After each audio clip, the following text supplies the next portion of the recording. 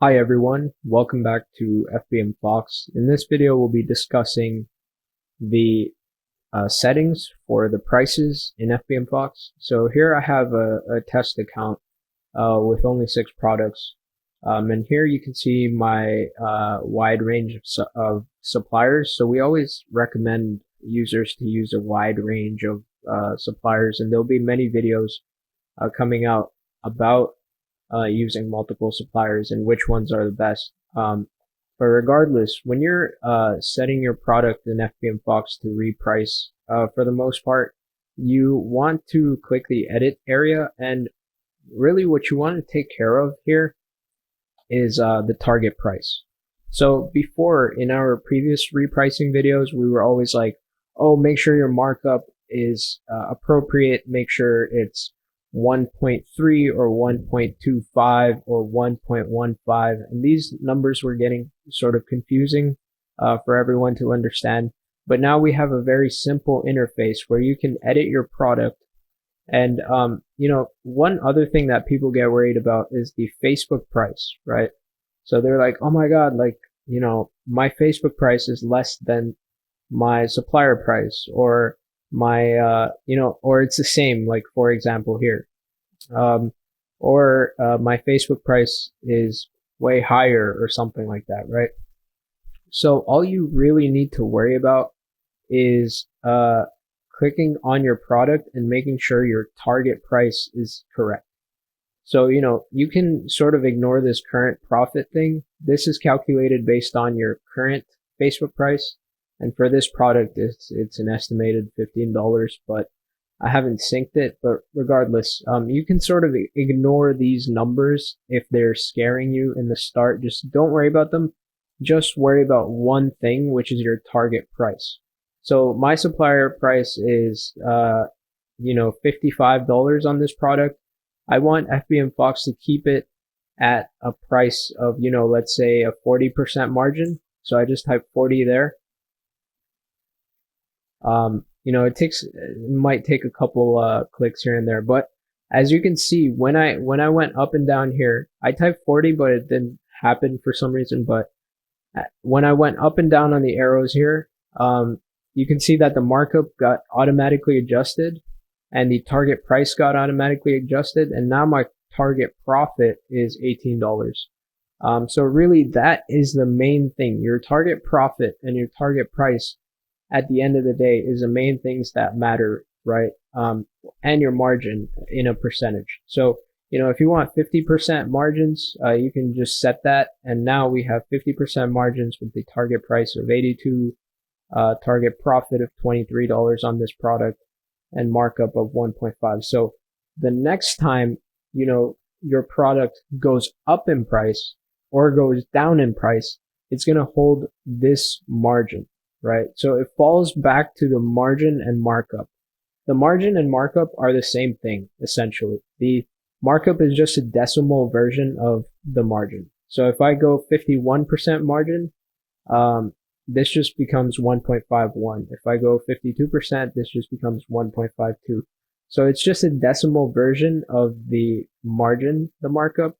But we've added the percentage version just to make it a little more user friendly for everyone.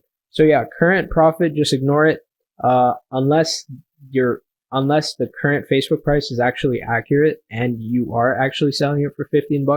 Then you want to immediately change your margin and then just press save, and you're good to go. Right. And next time around, when your product updates, like the next time you run your repricer, it'll all update. So that's all you have to worry about, really. So that is all about price settings in Fbmfox. That's all you got to worry about. In your backend settings, you will see that in your settings area, you'll see that there's a default markup and a default margin. And when do these get applied? And again, if I change my margin to 45%, my default markup is automatically changed and I can update my settings, right? So you may be asking, when do these get applied?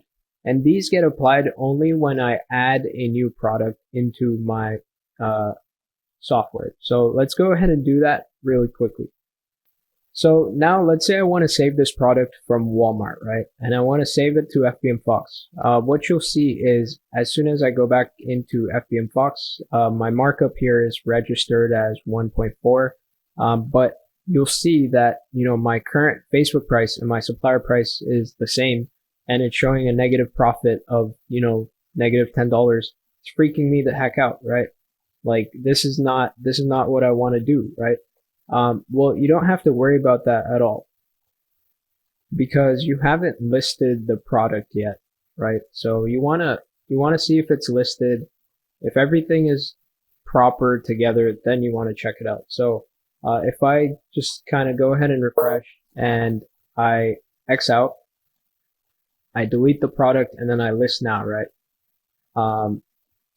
So this will take me to Facebook and quickly pull all the information in. And this is $199. Let's say I want to make it $279. So that's a very healthy profit margin right there. And yeah, so now all the pictures have come in, and all I did was click list now, and I changed the price here, right? And if I refresh on my products end, you'll see that the 1.4 markup is there because I changed the price right here, $279, and the target price is now changed, and my current profit on this product would be $66 with a 40% margin. So it's going to now hold this margin.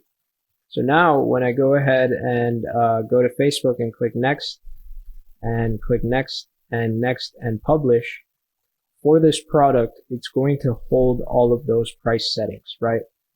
And let's say I want to change those price settings. Then once again, after listed, I'll just get rid of that. After it's listed, I can quickly edit this product.